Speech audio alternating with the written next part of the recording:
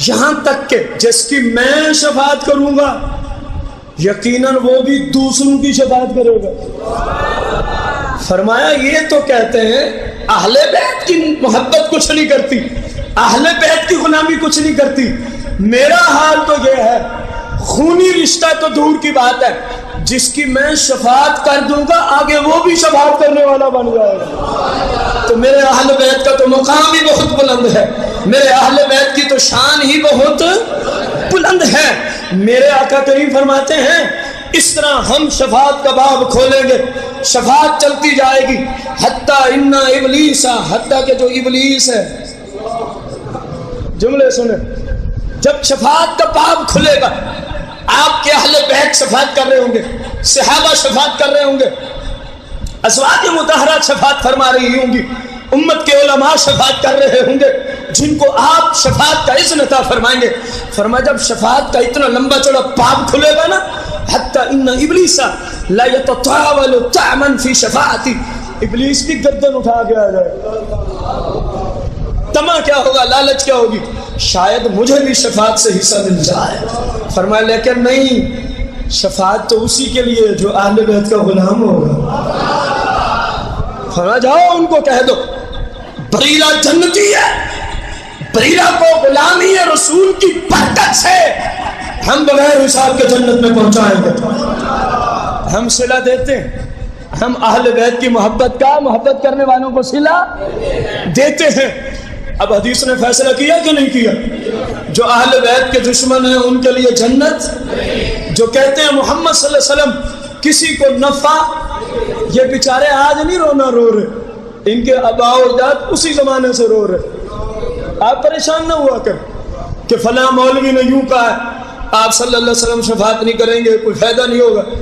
آپ نے سن ہی لیا کہ ان کو فائدہ ہوگا اور کہ ان کو سمجھ آئیے یا میں سمجھوں؟ فائدہ کن کو ہوگا؟ جو سرکار کے سچے، صحابہ کے سچے، اہل بیت کے سچے، پنجتن پاک کے سچے، ازواج مطہرات کے سچے، امت کے حقیقی اولیاء کے سچے، اور وہ ہیں کون؟ ہم اہل سنت و جماعت۔ ان خوش نصیبوں کا نام اہل سنت ہے۔ اب دیکھ لیں بات، وہ جو ڈنگے کی چوٹ پہ ہو، اہل سنت کے سوا جتنے مسالک والے ہیں، کوئی کسی ہستی کا دشمن ہے تو کوئی، کیسے خوش نصیب ہو سنیوں، رب نے تمہیں وہ عقیدہ دیا جو تمام کا غلام بنا کے رکھے ہوئے ہیں۔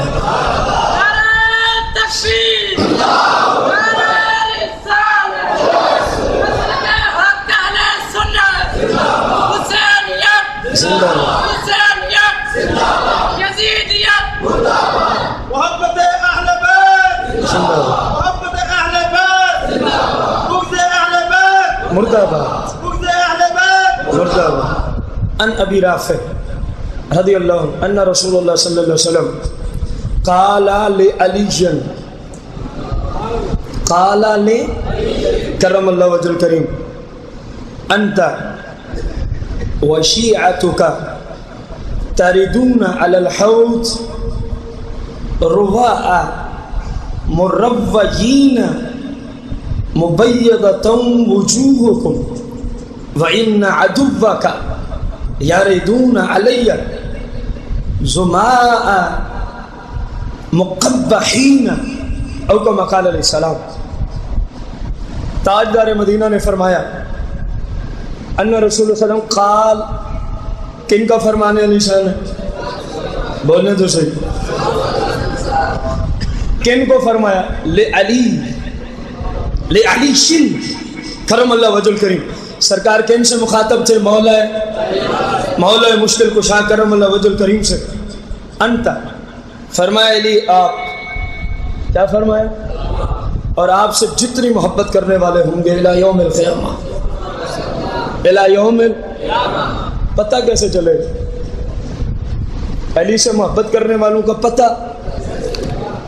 اب میں جملے بولوں تو کہیں گے ہم اس کے نہیں مانتے، میں اعلیٰ حضرت کی کتاب سے حوالہ دوں کہیں گے ہم اس کی بھی، فخر الدین رازی کو لے ہوں کہیں گے ہم اس کی بھی، اور میں نے کہا کوئی کائنات میں ہے جس پہ آپ کو اعتبار ہو کہ یہ سچا توحید پرست ہے، یا سارے ہی فارغ ہیں سوائے آپ کے؟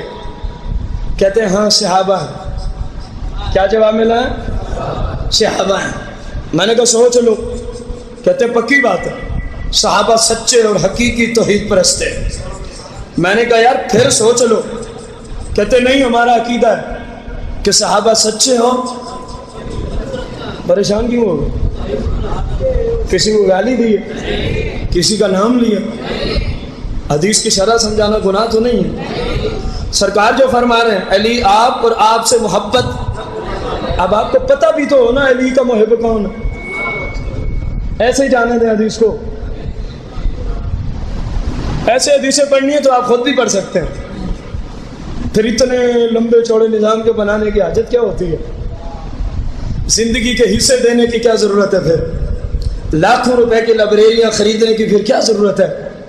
زندگی کے اکثر گھنٹے شریعت کی کتابوں کو دینے کی پھر کیا ضرورت ہے؟ اگر ایسے ہی حدیثیں سمجھ آ جاتی ہوں تو بات سمجھ آ رہی ہے. فرمایا آپ اور آپ سے بلند آواز سے. تھکے ہیں تو میں سمجھ جاؤں گا، ورنہ بلند آواز سے آپ اور آپ سے. اس کا مطلب ابھی نظام چل سکتا ہے.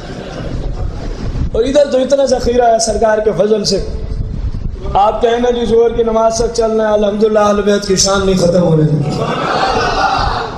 لیکن بدتقاضا ہے بشریت، ہم نے ہر چیز کا لحاظ رکھنا ہوتا ہے. فرمایا آپ اور آپ سے. میں نے پھر تمہید باندھی. پتہ کیسے چلے گا علی سے محبت کرنے والا کون ہے اور بغض رکھنے والا؟ کہا جی میں کہہ دوں آپ کی نہیں ماننی. میں نے کہا امام محمد رضا خان صاحب نے یہ نشانی بیان کی، ہم نہیں مانتے. میں نے کہا امام اعظم ابو حنیفہ نے بیان کیے، ہم نہیں مانتے کیونکہ ہم غیر کچھ نہیں ہوتا، کیونکہ ہم غیر. اب میں نے کہا علامہ ابن حجر الاسقلانی، ہم نہیں مانتے. میں نے کہا امام شافعی، ہم نہیں مانتے. میں نے کہا کوئی ہے کائنات میں جو تمہارے نزدیک پکا توحید پرست ہو؟ کہتے ہیں ہاں جی وہ صحابہ ہیں. میں نے کہا سبحان اللہ، یہ تو میرا بھی عقیدہ ہے اور تمام سنیوں کا بھی، اور جس کا یہ عقیدہ نہیں وہ اسلام سے ہی. غور کرنا. میں نے کہا اب صحابہ سے نا تجھے بتاؤں کہ علی کی محبت کس چیز کا نام ہے. کیسے پتہ چلے گا کہ منافق کون ہے اور مومن؟ مومن سے مراد قرآن و حدیث والا مومن. یہ جو بھنگی چرسی مومن ہے ان کی باتیں قرآن و حدیث والے مومن کی بات ہے، جس کو اللہ رسول بھی کہیں کہ واقعی یہ مسلمان ہے، اس مومن مسلمان کی بات ہے. اب آئیں سنیں سیاہ کی حدیث ہے. صحابہ کہتے ہیں جب تک سرکار مدینہ علیہ السلام بظاہر موجود تھے ہمیں پتہ چل جاتا تھا مومن کون ہے اور منافق، کیونکہ ہمیں ضرورت ہی نہیں پڑتی تھی، سرکار خود فرما دیا کرتے تھے انت منافق نکلو. این جمعے کے ٹائم مسجد نبوی میں نماز جمعہ سے پہلے خطبہ روک کے میرے آقا نے فرمایا فلاں بن فلاں قوم اخرج عن مسجدی انت منافق. کھڑا ہو نکل مسجد نبوی سے، تو میرا گستاخ ہے. اور کو کہا اٹھو مسجد نبوی سے نکل، انت منافق، کیونکہ تو میرا بھی دشمن ہے، میرے صحابہ کا بھی، میرے اہل بیت کا بھی. نبی کا کام مسجد میں بلانا ہے یا نکالنا ہے؟ بتایا جو ہمیں نہ مانے اس کو نکال دیا کرو، جو اہل بیت کا دشمن ہے اس کو، صحابہ کے دشمن کو. جب تک سرکار تھے تو ہمیں پتہ، کیونکہ نقیبوں نے کہا نا کہ ہم تو صرف صحابہ کو ہی صحیح سچے توحید پرست مانتے ہیں. وہ علی کی محبت، حدیث تو یاد ہے نا، علی آپ اور آپ کی محبت والے کہاں ہوں گے، کیسے آئیں گے، وہ تو ابھی حدیث کبھی ہے. پتہ تو چلے نا وہ ہیں کون. کہا صحابہ بتا دیں مان لیں گے. میں نے کہا سن پھر صحابہ کہتے کننا لنعرف المنافقین، کننا ہم لنعرف المنافقین، مومن اور منافق کی پہچان کرتے تھے. نحن معاشر الانصار، جو سرکار کے صحابہ تھے وہ پہچان کر لیا کرتے تھے مومن کون ہے اور. میں اتنی لمبی چوڑی تمہید باندھ کے آیا ہوں، اب دیکھتا ہوں آپ نے کتنا اس کو غور سے سننا. صحابہ ہم صحابہ کی مانیں گے کیونکہ وہ سچے توحید پرست ہیں. میں نے کہا ہم بھی مانتے ہیں کیونکہ وہ سچے توحید پرست ہیں، لیکن تو زبان تک مانتا ہے، ہم دل میں بھی اتار کے مانتے ہیں. فرق کتنا ہے. سن اب صحابہ سے کیا کہہ رہے ہیں؟ ہم صحابہ سرکار کے سچے غلام، سرکار کے سچے شاگرد، ہم پہچانا کرتے تھے لَنَعْرِفُ الْمُنَافِقِينَ، مومن کون ہے اور صحابہ پہچان کیا تھی؟ کہا بِبُغْضِ علی ابن ابی طالب، بِبُغْضِ علی ابن ابی طالب، بِبُغْضِ علی ابن ابی طالب۔ فرمایا لمبے چوڑے لیکچر کی ضرورت نہیں پڑتی، لمبی چوڑی تقریروں کی حاجت نہیں پڑتی، بس نعرہ حیدری یا علی، کہا نعرہ حیدری۔ فرمایا دیکھ لیا کرتے تھے علی کا نام آنے سے جو خوش ہو جاتا ہم سمجھتے مسلمان ہے، اور جس کے چہرے پہ پارا بچ جاتے ہم سمجھتے پلیت ہو رہا۔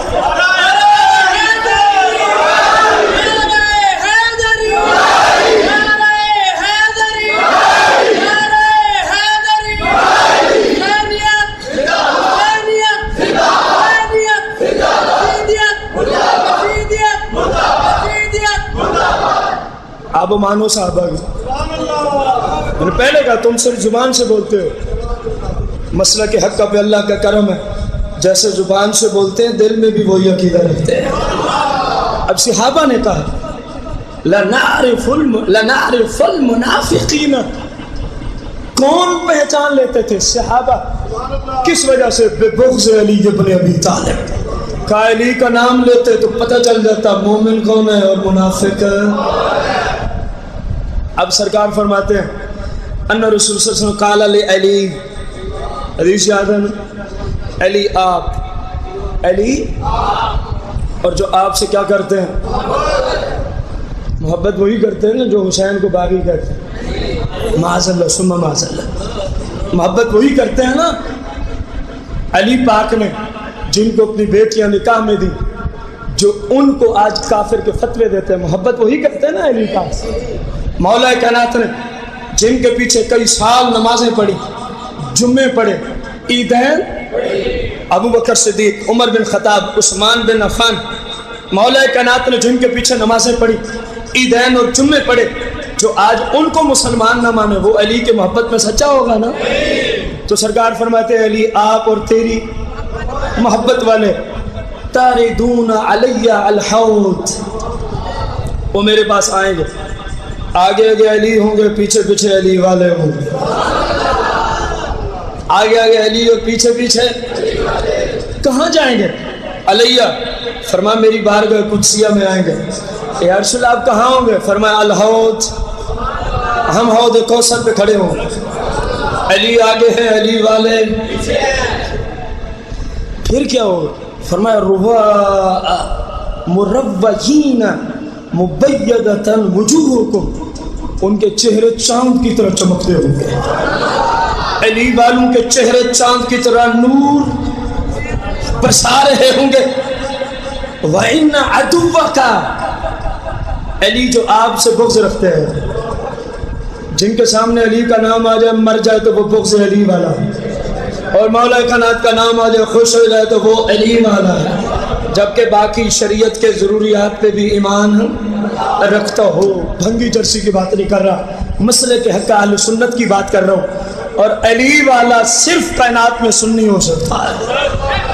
جو بھنگ پی کے میرے امام کا نام لے وہ بھی علی والا ہے، جو چرس پی کے شراب پی کے مولا کائنات کا سٹیج پہ نام لے بھلا وہ بھی علی والا ہو سکتا ہے۔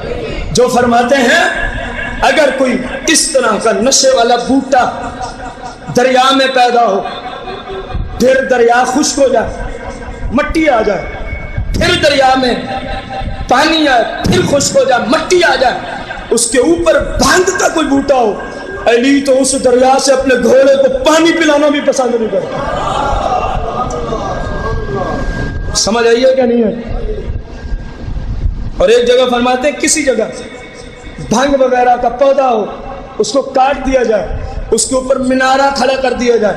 اس زمانے میں منارے کے اوپر اذان ہوتی تھی تاکہ دور تک آواز جائے، اور علی کو کوئی کہے اس منارے کے اوپر کھڑے ہو کے کیا دو، فرمایا علی اس منارے پہ اذان نہیں پڑے گا، علی کا تقوی اجازت نہیں دیتا۔ اس جگہ منارہ بنا ہوا ہے جہاں کبھی بھنگ کا بوٹا ہوا تھا، اس کے اوپر علی اذان دے تو بھنگ پی کے علی علی کرنا تو علی سے عداوت ہے کہ نہیں؟ سنی بھی بھولا بالا، وہ کہتے ہیں گھوڑا بیٹے دیتا ہے، یہ گھوڑے سے بیٹے لینا چل پڑتے ہیں۔ اوے گھوڑے سوڑے بیٹے نہیں دیتے، بیٹے دینے والی ذات اللہ کی ذات ہے۔ ہاں طریقے ہیں مانگنے کے، اہل بیت کا صدقہ پیش کر، دیکھ اللہ بیٹا دیتا ہے کہ نہیں دیتا، سرکار کے نام کا وسیلہ پیش کر، دیکھ اللہ تجھے اولاد دیتا ہے کہ نہیں دیتا۔ گھوڑے کسی کو الیاذ باللہ، الیاذ باللہ۔ سرکار فرماتے ہیں وَإِنَّ عَدُوَّكَ، علی جو تیرے، بولو تو صحیح، جو تجھ سے بغض رکھتے ہیں، جو تیرے دشمن ہیں، جو تیرے خلاف تقریریں کرتے ہیں، جو تیری اور تیری نسل کے خلاف سٹیجوں پہ بیٹھ کے بولا کرتے تھے جھوٹ، یاردون علیہ، وہ بھی آئیں گے میرے پاس ہی آئیں گے، یاردون علیہ، وہ بھی میرے ہی پاس آئیں گے۔ یا رسول اللہ کیسی حالت ہوگی؟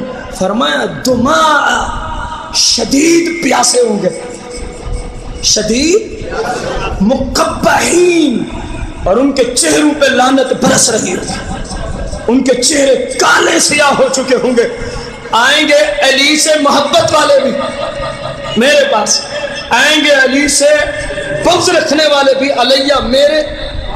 فرق اتنا ہوگا، علی والوں کے چہروں سے نور بکھر رہا ہوگا، اور علی کے دشمنوں کے چہروں پہ رب کی لعنت برس رہی ہوگی، اور ان کے چہرے کالے سیاہ ہو چکے ہوں گے۔ رسول کریم رؤوف الرحیم علیہ السلام کی حدیث میں ازل میں نشم ثابت کر دیا، جو اہل بیت سے محبت نہیں کرتا وہ کسی کھاتے کا۔ عن جابر بن عبد اللہ رضی اللہ عنہ قال قال رسول اللہ صلی اللہ علیہ وسلم انما سمیت ببنت فاطمہ، فرمایا میں نے اپنی بیٹی کا نام فاطمہ کیوں رکھا؟ میں نے اپنی شہزادی کا نام فاطمہ، فاطمہ و فاطمہ محبیہا عن النار، فرمایا اس لیے رکھا اللہ تعالی فاطمہ، کس کو؟ فاطمہ سلام اللہ علیہ، سارے بولے فاطمہ۔ چلو یہ تو سمجھ میں آتا ہے کہ نبی کے جگر پارے ہیں، سرکار علیہ السلام کے جگر کا ٹکڑا ہے، آپ صلی اللہ علیہ وسلم کا خون مقدس رگوں میں دوڑتا ہے۔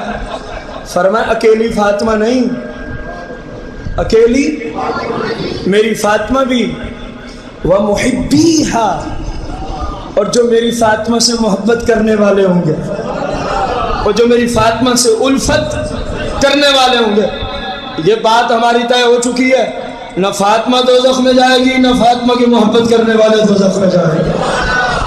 فرمایا قانون بنا دیا ہم نے، فاطمہ بھی دوزخ سے آزاد ہے، اور فاطمہ سے محبت کرنے والے بھی دوزخ سے کیا ہیں؟ آزاد ہیں۔ عن ابن مسعود رضی اللہ عنہ عن النبی صلی اللہ علیہ وسلم قال حب آل محمد یوما خیر من عبادت سنہ ومن مات علی داخل الجنہ، کما قال النبی علیہ السلام۔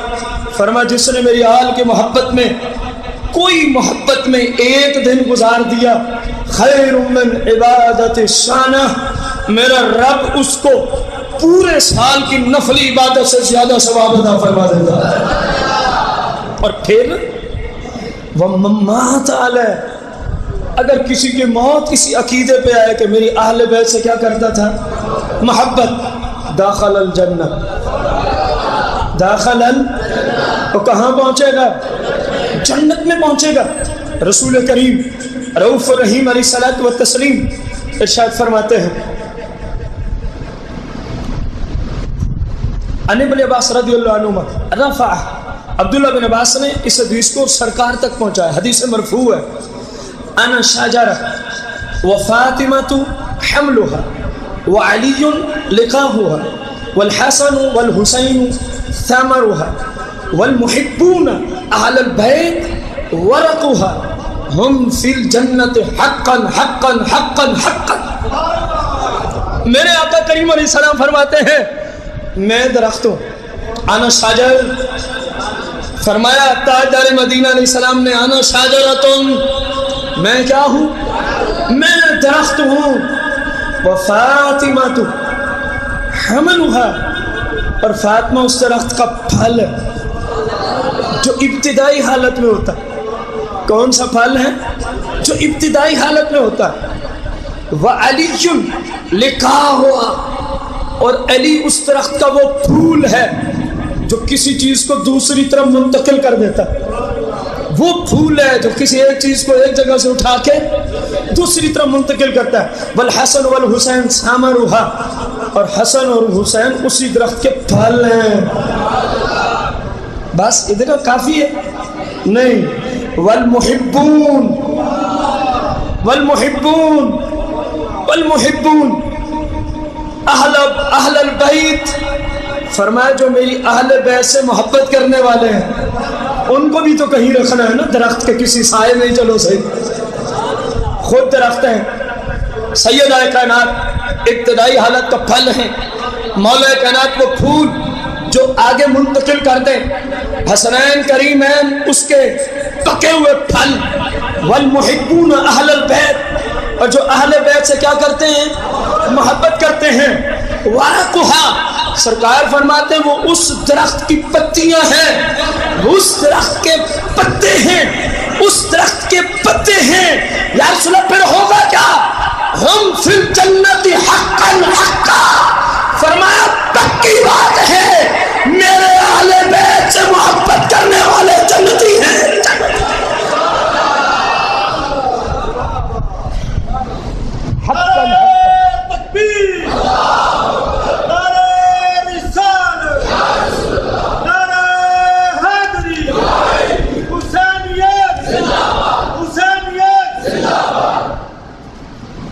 پکی بات ہے. وہ کیا ہے؟ کچھ حق رہے گا؟ اہل بیت کے محب کہاں ہیں؟ ایک باری کافی تھا، وہ جنتی ہیں. فرمایا حقا حقا، تقید لٹائیے. فرمایا پکی بات ہے میں جو کہہ رہا ہوں. والمحبون اہل البیت والمحبون ورقها، یہ اسی شجر کی پتیاں. تو ظاہر ہے جہاں اس درخت کے پھول ہوں گے پھر پتیاں بھی تو ساتھ ہی ہوں گی. جہاں اس درخت کا پھل جائے گا تو پھر پتیاں بھی تو درخت کے ساتھ ہی ہوتی ہے نا. فرمایا ہم بھی انصاف سے بات کر رہے ہیں. رسول اللہ کی حدیث اپنی طرف سے کچھ نہیں کہہ رہا. میرے آقا فرماتے ہیں وَهُمْ، یہ سارے کون؟ اہل بیت سے، اور ان کا نام اہل سنت. ان کا نام اہل سنت. یا رسول اللہ کہنے والے سنی. فرمایا یہ سارے، میں کہہ رہا ہوں، میں کہہ دوں سارے سنتی سنی جنتی ہیں. کون کون میری بات سے اتفاق کریں؟ امید اپنی جگہ ہے، امید، لیکن کنفرم تو اپنا پتہ نہیں ہے کسی کو. تو سرکار کے کہنے پہ اعتبار ہے کہ نہیں؟ تو جنت جن کے بچوں کی ملکیت میں ہے یا ان کے کہنے پہ اعتبار نہیں ہوگا تو پھر کن کے کہنے پہ ہوگا؟ جن کے شہزادوں کی ملکیت میں رب نے جنت دے رکھی ہے. جن کے شہزادوں کی ملکیت میں رب نے جنت دے رکھی ہے. فرمایا ہم جنت کے مالک ہو کے کہتے ہیں کہ وہ بندے بھی جنتی ہیں جو اہل بیت سے محبت کرتے ہیں، جو اہل بیت سے محبت کرتے ہیں. رسول کریم علیہ السلام سے حضرت ابو رافع رضی اللہ عنہ بیان کرتے ہیں ان رسول اللہ صلی اللہ علیہ وسلم قال لعلی، سرکار نے کن سے فرمایا؟ جاگ کے بیٹھو نا. قال لعلی، کن سے فرمایا؟ مولا کائنات جناب علی المرتضیٰ سے. ان اول اربعۃ يدخلون الجنہ، يدخلون الجنہ. میرے آقا مولا کائنات سے فرماتے ہیں علی سب سے پہلے 4 ہستیاں جنت کو پہنچیں گی. سب سے پہلے 4 ہستیاں جنت کو پہنچیں گی. ان اول اربعۃ يدخلون الجنہ، 4 ہستیاں کہاں پہنچیں گی؟ کون کون؟ سرکار فرماتے ہیں آنا. فرمایا علی ایک تو میں ہوں، کیونکہ ساری بہار ہی آپ سے ہے نا. کوئی کچھ بھی ہے وہ سرکار کی نسبت سے ہی ہے، اگر آپ کی نسبت نہیں تو کوئی کچھ بھی نہیں. فرمایا آنا. ایک کون ہے؟ تاجدار مدینہ. ترجمہ کرو، ایک کون ہے ان 4 میں سے؟ وَأَنْتَ، اور دوسرے علی آپ ہیں، وَأَنْتَ، اور دوسرے اے علی آپ ہیں، وَأَنْتَ، ترجمہ کرو، وَأَنْتَ آنا، وَأَنْتَ، علی ایک میں ہوں، ایک علی ہے، وَالْحَسَنُ وَالْحُسَيْنُ، وَالْحَسَنُ فرمایا آگے حسن اور حسین کھڑے ہیں، وَزَرَارِينَ خَلْفَ ظُهُورِنَا وَأَزْوَاجُنَا خَلْفَ زَرَارِينَ، فرمایا آگے گئے میں علی فاطمہ حسن حسین اور پیچھے وَزَرَارِينَ خَلْفَ ظُهُورِنَا، ہمارے پیچھے جو قطار لگی ہوئی ہے، فرمایا وہ ہماری قیامت تک نسل پاک کی قطار ہوگی۔ وَزَرَارِينَ خَلْفَ ظُهُورِنَا، میری پیٹھ کے پیچھے ایک لمبی قطار ہوگی، پہلے جو جنت میں جا رہے ہوں گے وہ کون ہوں گے؟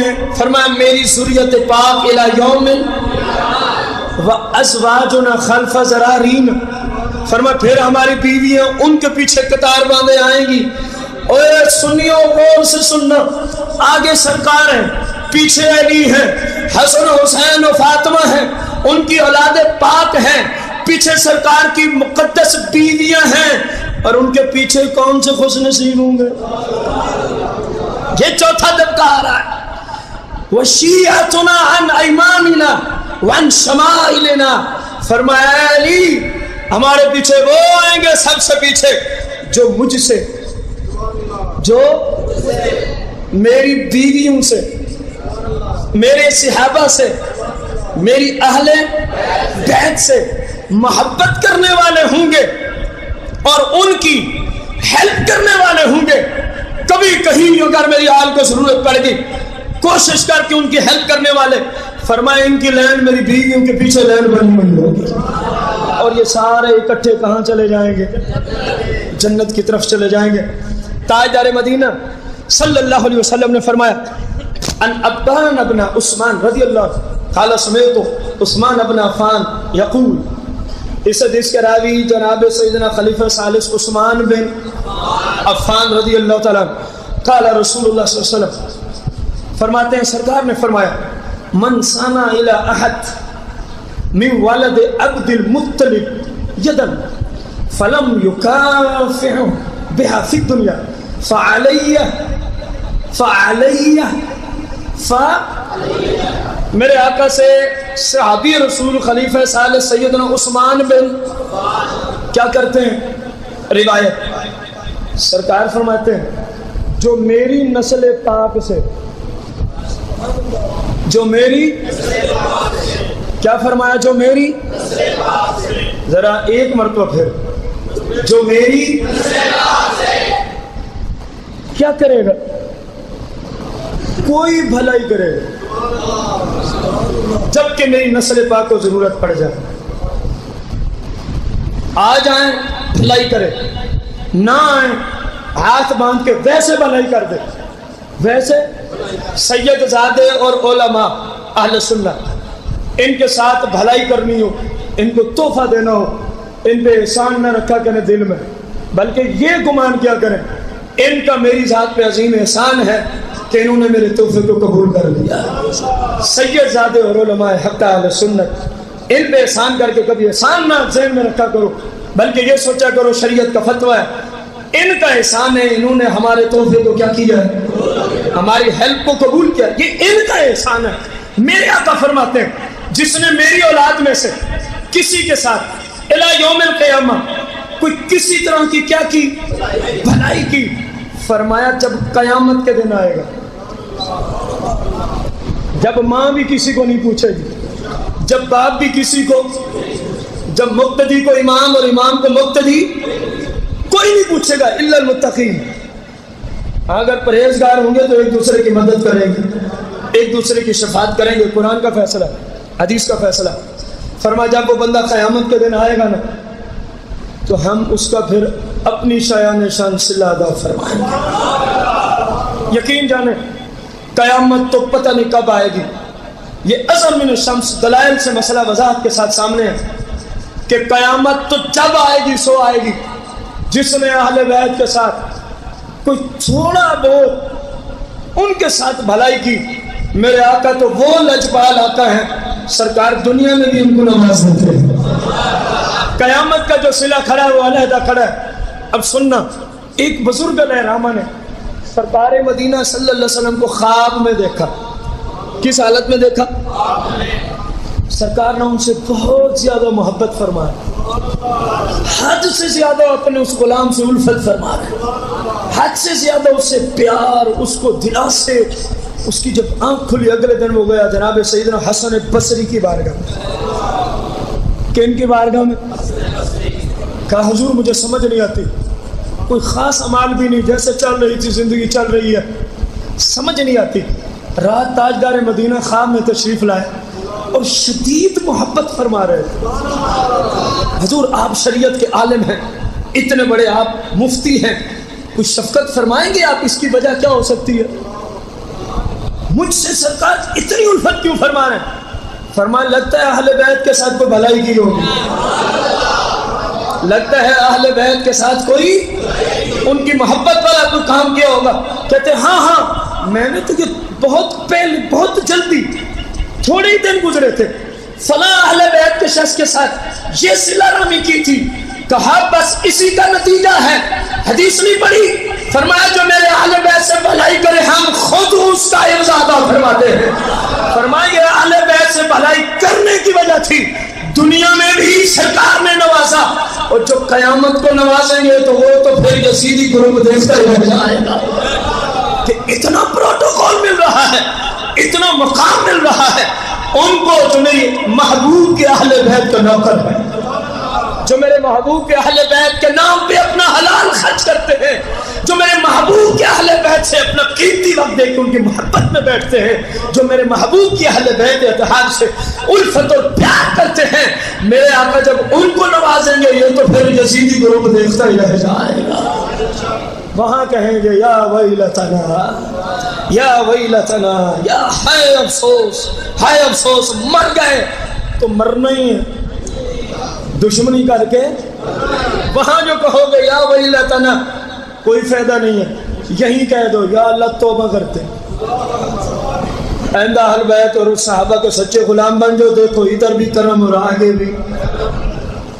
میری آقا کریم صلی اللہ علیہ وسلم کہ عطرت پاک سے، عطرت پاک سے آپ کی ایک بیٹی جس کی کچھ شہزادیاں بھی تھیں، جس کی کچھ شہزادیاں بھی تھیں، سیدنا عبداللہ بن مبارک سے روایت، حدیث پہ آپ کو واقعات سنا رہا ہوں کہ جو میرے اہل بیت سے بھلائی کرے گا ہم اس کا خود صلہ۔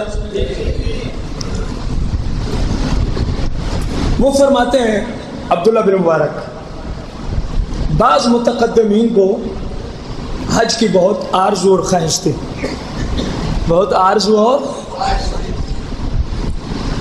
ایک سال میں بھی تیار ہو گئے، یہ جا رہے ہیں علماء تو میں بھی ان کے ساتھ کہاں پہنچتا ہوں؟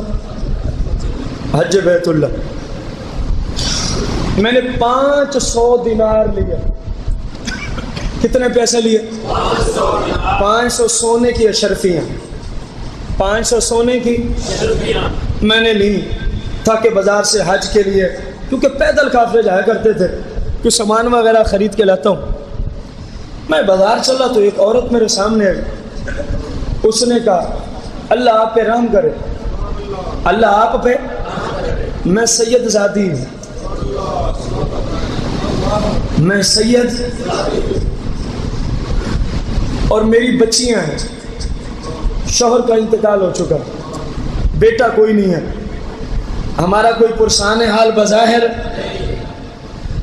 حتیٰ کہ سر ڈھانپنے کے لیے صحیح طور پہ کپڑے بھی موجود نہیں، اور 4 دن ہو گئے نہ میں نے کچھ کھایا نہ میری بیٹی نے کچھ کھایا۔ حالات ہمارے ایسے ہیں، اللہ تجھ پہ رحم کرے۔ کیا کو سید زادی سمجھتے ہوئے اپنے نبی کی بیٹی کو میری ہیلپ ہو سکتی؟ عبداللہ بن مبارک کہتے ہیں سید زادی کی بات نہ میرے دل میں اتر گئی، بس سمجھ کی بات ہے، جملہ جب سمجھ آ جائے تو ہر کام آسان ہو جاتا ہے۔ کہتے میں نے جو 500 سونے کے سکے شرفیاں حج کی ضرورت کے لیے لیے تھے نا، میں وہ سب کے سب اس کی گود میں ڈال دوں۔ میں نے کہا حضور آپ جائیں، میں نے تو پہلے بھی کئی بار حج کیا ہوا، نفلی حج کے جا رہے تھے، میں نے تو کئی حج کیے ہوئے ہیں، چلو اللہ آپ کی مشکل آسان فرما دے۔ واپسی گئے، قافلے والوں کو کہا یار میں حج پہ نہیں جا سکتا، آپ لوگ چلے جائیں۔ آپ لوگ حاجی صاحبان حج پہ گئے، عبداللہ بن مبارک اپنے گھر ہی ہیں۔ جب حج کر کے واپس لوٹے، عبداللہ بن مبارک کہاں ہیں؟ اور ان کا گھر کس شہر میں ہے؟ بغداد میں۔ کہاں موجود تھا؟ لوگ بغداد سے مکہ گئے، مکہ میں عرفات، منا، مزدلفہ حج کے ارکان ادا کیے، واپس پہنچا۔ عبداللہ بن مبارک نے کہا چلو حج پہ تو نہیں جا سکے، جو حج پر گئے ہیں چلو ان کو مبارکبادی دے آتے ہیں۔ چلے ایک حاجی کے پاس، اللہ آپ کا حج قبول فرمائے، آپ کو حج کی۔ جب میں نے ان کو جملے بولے تو انہوں نے جواب میں کہا عبداللہ بن مبارک آپ کو بھی حج کی مبارک ہو۔ میں پریشان ہوا، میں تو گیا ہی نہیں۔ اگلے دوست کے پاس پہنچا، اس کو کہا آپ کو حج کی، انہوں نے آگے جواب دیا عبداللہ بن مبارک آپ کو بھی حج کی۔ میں اگلے کے پاس گیا، میں نے کہا آپ کو حج کی، اس نے کہا عبداللہ بن مبارک آپ کو بھی حج کی۔ میں سخت پریشان تھا، اضطراب کی حالت تھی، یہ کیا ماجرا ہے؟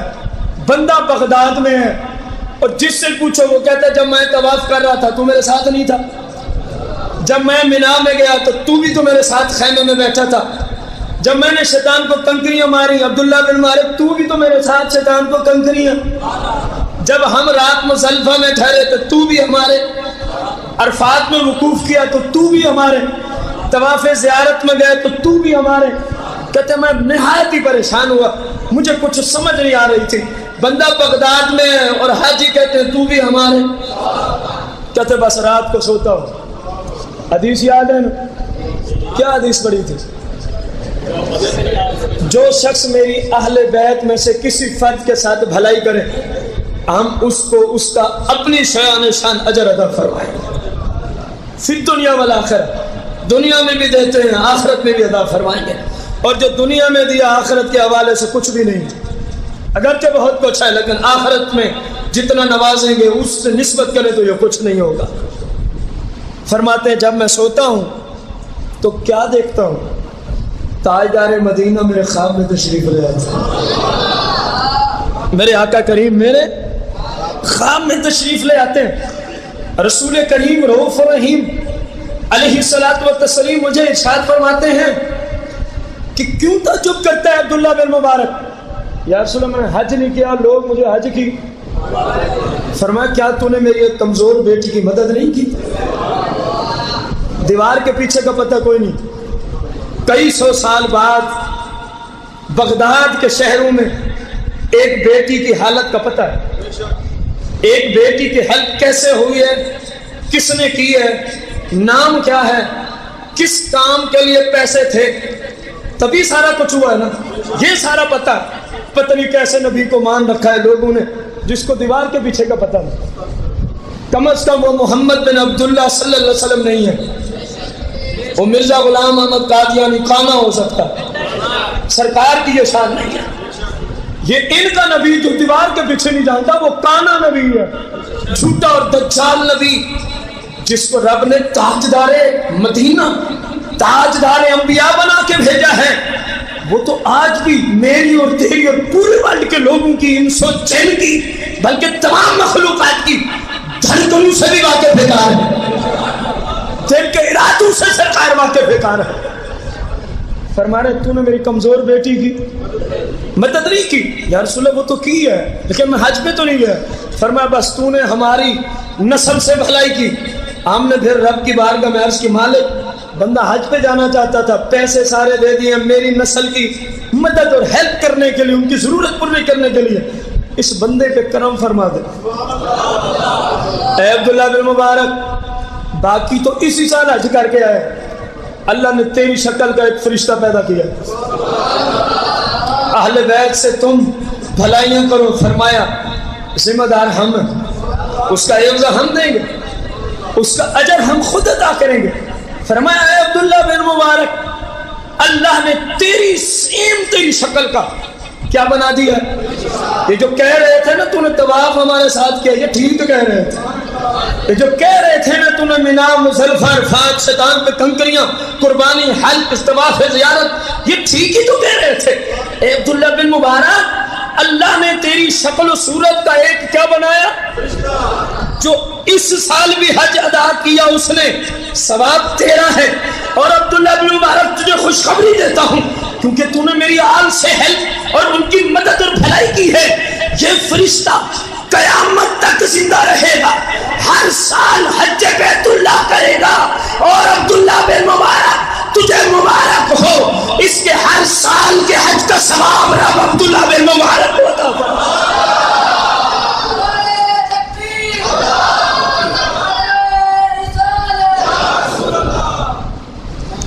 عبداللہ بن اس سال بھی حج کا ثواب عبداللہ بن مبارک کو ملا، اور میرا اور آپ کا امید تو ہے قبول ہوگا، صرف امید ہی ہے۔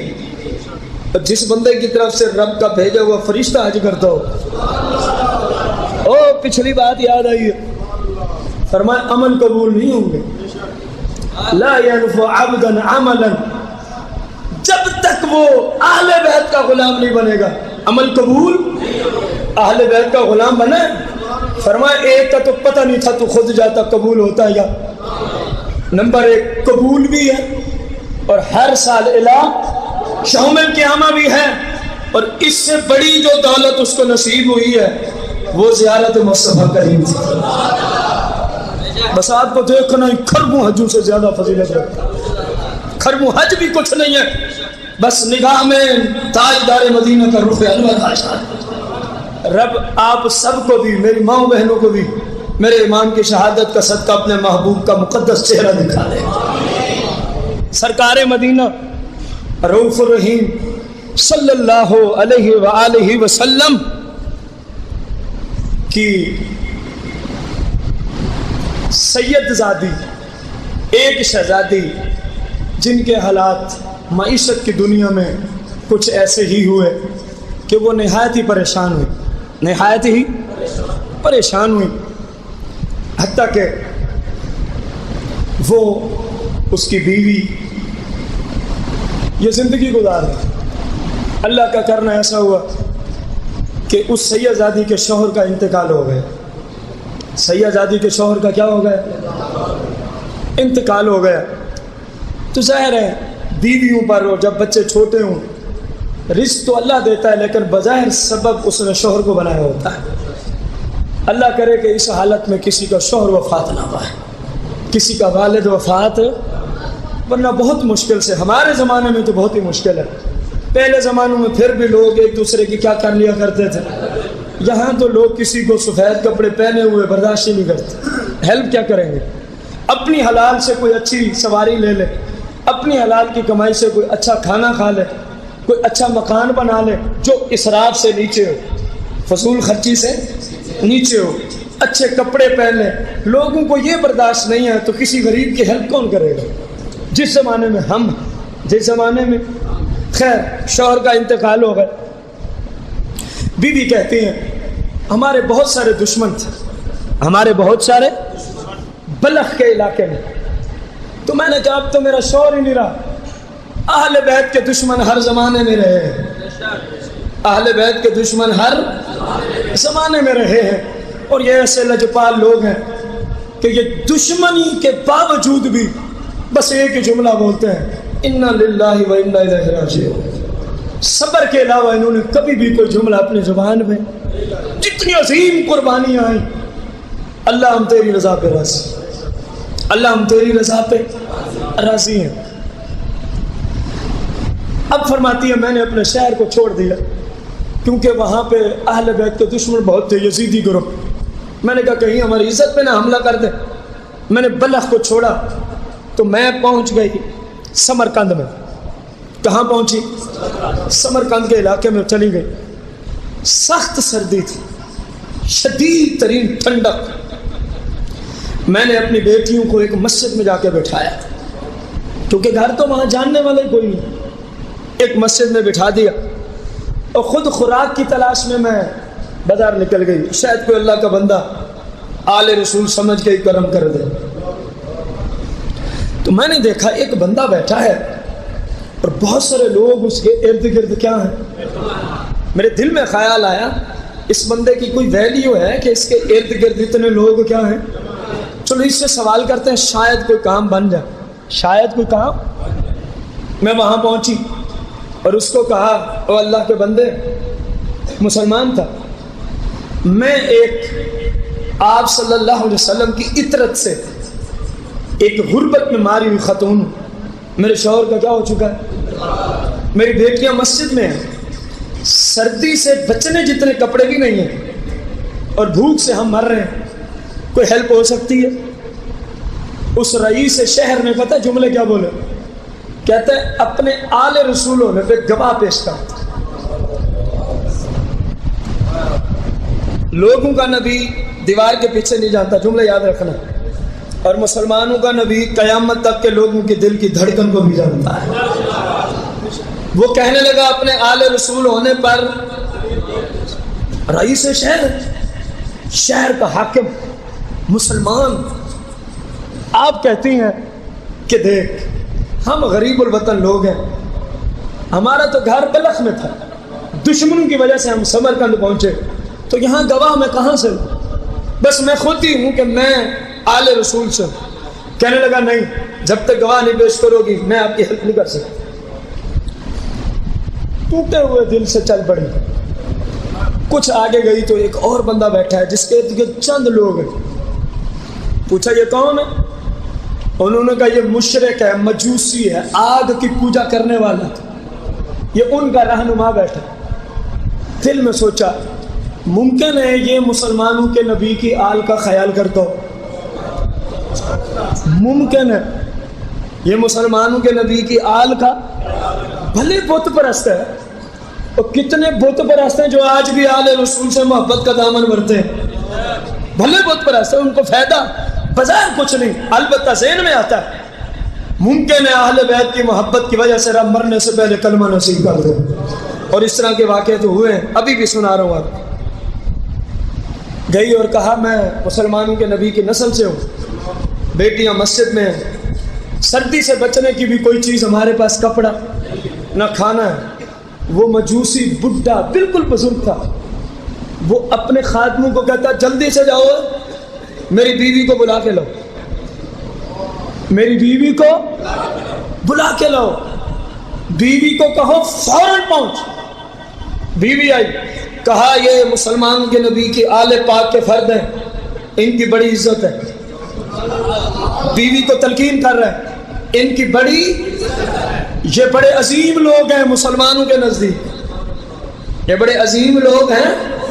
मैंने मुसलमानों से सुना है कि आले रसूल की बड़ी इज्जत है। शायद किसी सच्चे मुसलमान से सुना होगा, ये पहले जैसे बेईमान से तो नहीं सुना ना, ये कोई आले रसूल के गुलाम से ही सुना होगा जुमला।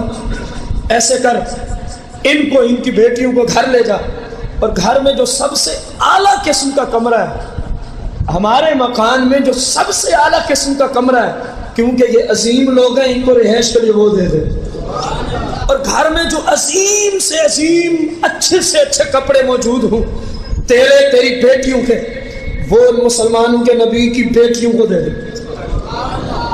और फौरन अजीम खाना का तैयार करने का बंदोबस्त किया जाए। मुझसे नहीं बर्दाश्त है तो मुसलमान की आल, मुसलमान के नबी की आल की ये हालत, फौरन ले जाओ। उसकी बीवी ने सरकार की बेटी को लिया, फिर उनकी शहजादियों को लिया, अपने मकान पे सबसे आला किस्म के घर में ले गई, सबसे आला किस्म के मकान और कमरे में बिठाया, कपड़े पेश किए और अर्ज की आप लोग थके हुए हैं, गुस्ल कर लो, इतनी देर खाना आ जाता है।